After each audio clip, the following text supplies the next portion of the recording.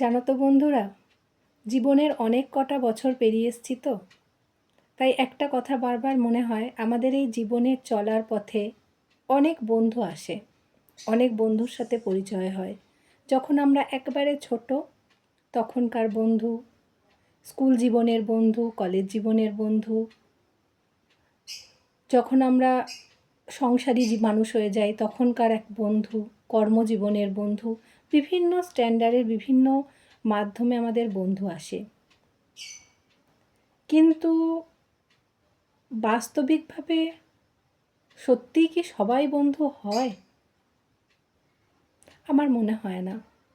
জানি না, আমার সাথে হয়তো সবাই সহমত হবে না। আমার যেটা মনে হয় আমি সেটাই তোমাদের সাথে শেয়ার করি। কারণ এই ফেসবুক প্ল্যাটফর্মটা আমার একটা ভালোবাসার জায়গা। আগেও বলেছি, এখনও বলছি, আমার ভালো লাগার জায়গা থেকে আমি ফেসবুক করি। আমার যখন যেটা মনে আসে আমি তোমাদের সাথে শেয়ার করি।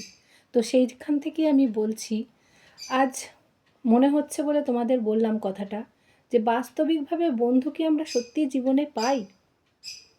আর যদি সত্যিকারের বন্ধু আমাদের জীবনে থেকে থাকে, যে কোনো সময়ে, জীবনের যে কোনো পর্যায়ে, সেই বন্ধু কিন্তু কোনো দিন ধোঁকা দেয় না। বন্ধুরূপী শত্রু হয় না, পিছন থেকে ছুরি মারে না। কিন্তু আমাদের বেশিরভাগ ক্ষেত্রে বন্ধুরূপী শত্রুরাই থাকে। তোমার সামনে তোমায় প্রকাশ করে সে তোমার বন্ধু, কিন্তু আদপেই সে বন্ধু নয়। বন্ধু যদি হয়, সে কোনো দিন কষ্ট দেবে না। তোমার কোনো কথা তুমি যদি তাকে বিশ্বাস করে বলো, সে কথা কখনো ভঙ্গ করবে না। এরকম বন্ধু আজকের যুগে পাওয়া বড়ই দুষ্কর। হ্যাঁ, পাবে না কেন? হয়তো খুঁজলে পাওয়া যাবে, কিন্তু তার সংখ্যা হাতে গুনে বলা যাবে কিনা সন্দেহ।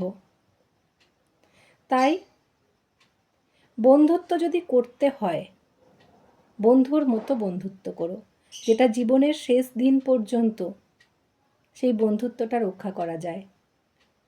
মুখে বন্ধু, ফ্রেন্ডশিপ ডে, এগুলো আমরা বলতেই পারি, পালনও করতে পারি, কিন্তু সত্যিকারের বন্ধু হতে গেলে সবার আগে প্রয়োজন কথা রাখার ক্ষমতা,